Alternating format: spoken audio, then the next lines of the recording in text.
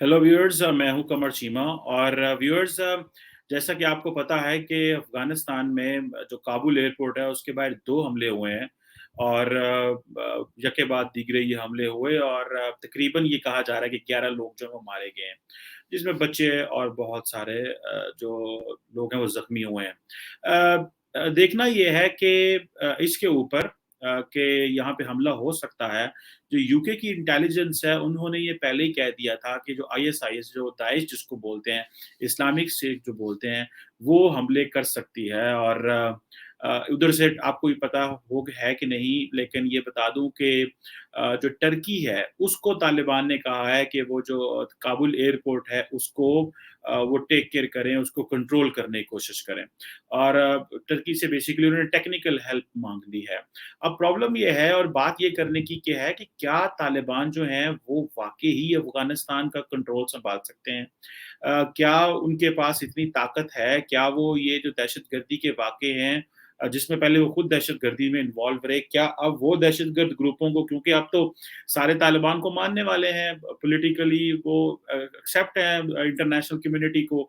Biden साहब ने भी कह दिया जनाब कि हमें अगर तालिबान कुछ इस तरह की चीज़ें करें जिससे वो लगे कि दे आर रिस्पॉन्सिबल प्लेयर, तो हम उनको एक्सेप्ट कर लेंगे, रिकॉग्नाइज कर लेंगे। लेकिन अब देखना ये है कि ये जिन्होंने अगस्त एंड की जो डेडलाइन दी हुई है, इसको वो किस तरह देखते हैं। और अब ये एक जो रिक्वेस्ट आ रही है कि जो टर्किश हुकूमत की तरफ से भी ये बात शुरू में हुई थी कि जो टर्की है वो काबुल एयरपोर्ट को कंट्रोल सँभालना चाहेगा, ताकि जो एक तो टेक्निकल असिस्टेंस, दूसरा सिक्योरिटी असिस्टेंस दे सके, ताकि जो टर्की जो है वो तालिबान और अफ़गानिस्तान का दुनिया से कनेक्शन करा सके। और यहाँ पे व्यूअर्स मैं एक और बात भी बताऊँ कि अगर आप देखें कि जो इस वक़्त सऊदी अरब है, वो बिल्कुल ख़ामोश है अफ़गानिस्तान के ऊपर, उनकी तरफ से कोई बात भी नहीं की गई। उन्होंने कोई बोले भी नहीं है। और मेरा ख़्याल है जो प्रेसिडेंट उर्दुगान है टर्की के, उनका यही मकसद है कि वो वो सऊदी अरब जो कि मुस्लिम ममालिक में बड़ा इंटरफेयर किया करता था, उसका रोल जो है वो टर्की लेना चाहता है।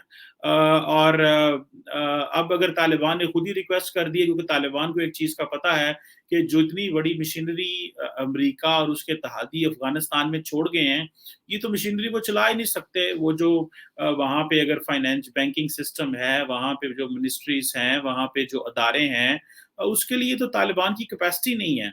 वो किस तरह इस मुल्क को चलाएँगे? और क्या अगर एक तरफ तो आपको लगेगा कि भई एयरपोर्ट कैसे चलाना है, एयरपोर्ट का पूरा कंट्रोल सिस्टम होता है, जहाज़ उड़ाने हैं, हेलीकॉप्टर उड़ाने हैं, इतनी बड़ी मशीनरी इनके पास आ गई है, तो क्या ये वाक़ई ही ये चीज़ों को कंट्रोल कर सकेंगे?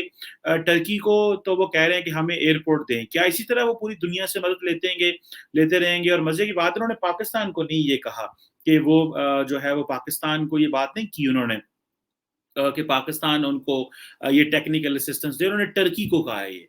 सो इट मीन्स कि टर्की यहाँ पे एज़ ए न्यूट्रल प्लेयर आ रहा है कि और न्यूट्रल प्लेयर के तौर पे काम कर रहा है, क्योंकि टर्की जो है वो एक तो इन्फ्लुएंशियल भी है, पैसा भी है, उसके अमेरिका के और इत्तेहादियों के साथ ताल्लुकात भी अच्छे हैं। और बाइडेन साहब ने आते ही ये कहा था कि जो दोहा प्रोसेस है उसको हम इस्तांबुल प्रोसेस में टर्की लेके जाएँगे, उसमें कन्वर्ट करेंगे, ताकि वो जो नेक्स्ट हमारी डायलॉग होगा वो टर्की में होगा। लेकिन वो तो हुआ ही नहीं है, कुछ ऐसी बात ही नहीं हुई। तो वो एक और चीज़ है। सो इसमें लगता ये है कि टर्की एक न्यूट्रल प्लेयर के तौर पे, सो फार सो है तो नहीं है neutral, because Turkey European NATO के साथ आया था और अपनी फ़ौज लेके। और लेकिन सऊदी अरब तो खामोश है। सऊदी अरब क्यों खामोश है? उसकी अपनी वजूहात हैं।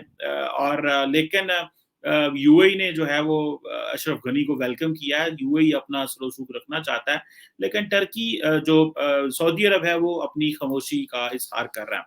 अब ये जो हमला हुआ है काबुल एयरपोर्ट के ऊपर, अब पेंटागन ने भी इसको कन्फर्म कर दिया। अब देखना ये है कि क्या इसके जाने से क्या वाक़ई ही जो एक इवैक्यूएशन थी वो रुकेगी या वो चलेगी?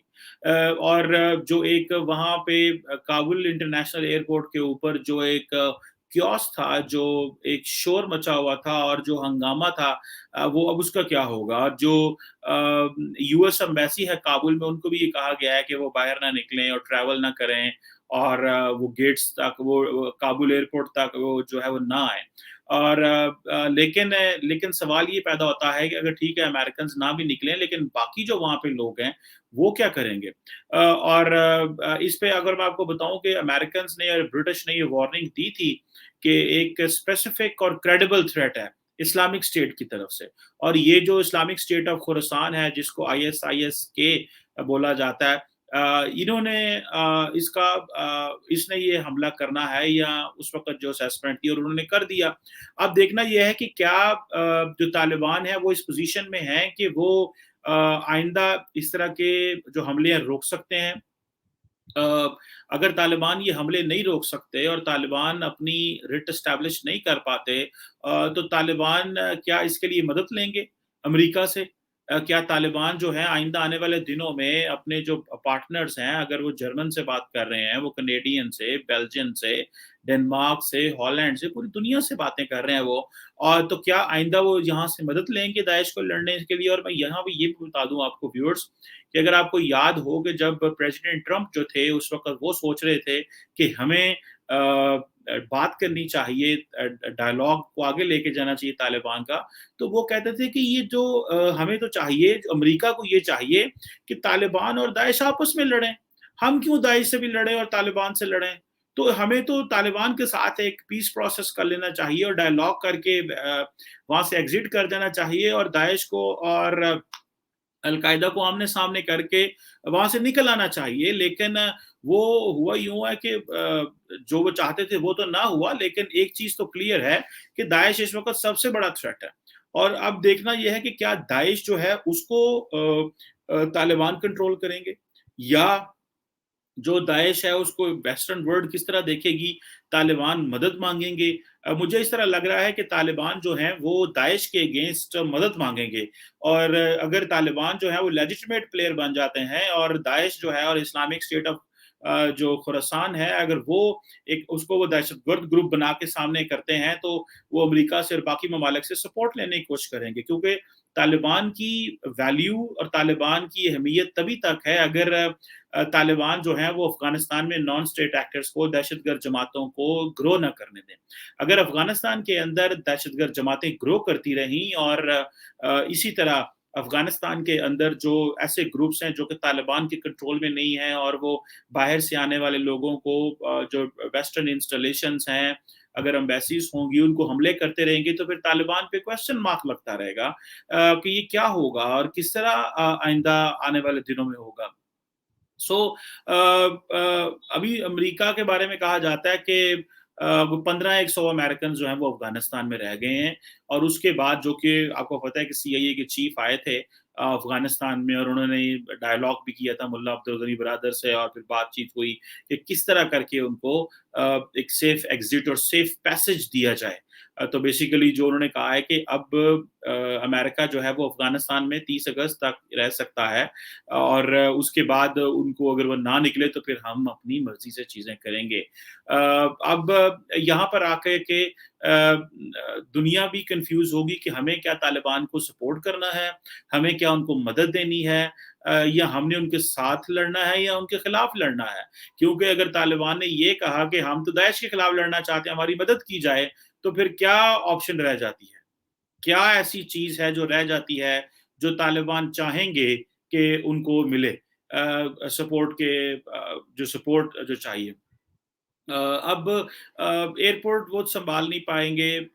आप उनको जो इतना बड़ा स्टेट मशीनरी है, अगर आपको याद हो कि जब तालिबान का रूल ख़त्म हुआ और अमेरिका ने जब इतना state of the art mechanisms in terms of financial institution apparatus develop किया, बैंकिंग, गुड गवर्नेंस के लिए, और ख़वातीन को एम्पावर किया, और बहुत सारे अदारे बनाए, उनमें से कैपेसिटी बिल्डिंग कर की लोगों की। अब जो वो कैपेसिटी बिल्डिंग है, क्या तालिबान वो अपनी कैपेसिटी बिल्डिंग कैसे कर पाएँगे? क्या वो पुराने लोगों को लेके आएँगे? क्या वो अपने आप को होल्ड कर सकते हैं? क्या वो तालिबान अफ़गानिस्तान को होल्ड कर सकते हैं कि नहीं कर सकते? उनको रीजनल प्लेयर्स की किस तरह ज़रूरत है? उनको तो पैसा चाहिए होगा हर तरफ से, उनको तो सेफ्टी एंड सिक्योरिटी चाहिए, उनको फाइनेंशियल ऑटोनॉमी भी चाहिए, और उनको पैसा चाहिए ताकि वो अपना मुल्क चला सकें। अमेरिका ने उनके पैसे रोक लिए हैं, तो इस मौके पे आके मेरा ख़्याल है कि एक अगर अफ़गानिस्तान को दुनिया ने सपोर्ट ना दी, तो अफ़गान अवाम को इनफैक्ट तालिबान तो अगर अच्छे तरीके से बिहेव नहीं करेंगे, तालिबान अगर एक अच्छा रूलर के तौर पे साबित नहीं होंगे, तो दुनिया को फिर बताना पड़ेगा भई, प्रेशर डालना पड़ेगा तालिबान के ऊपर और उनसे बात करनी पड़ेगी। अब जो बड़ा एक क्वेश्चन खड़ा हो जाएगा तालिबान की सिक्योरिटी के ऊपर और तालिबान के ऊपर जो इल्ज़ाम लगेगा, वो यही लगेगा कि भई ये तो इस काबिल ही नहीं है कि ये अपने आप को कंट्रोल कर सकें।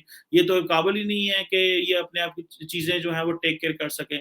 So I think this is very, very important point और इस पे तालिबान से पूछा भी जाना चाहिए और तालिबान से बात भी की जानी चाहिए क्योंकि अगर ये थ्रेट्स बढ़ते हैं, ये हमले बढ़ते हैं, तो जो इस वक़्त की पोज़ीशन है वो ये है कि जो एयरपोर्ट है वो सारा भरा हुआ है लोगों से।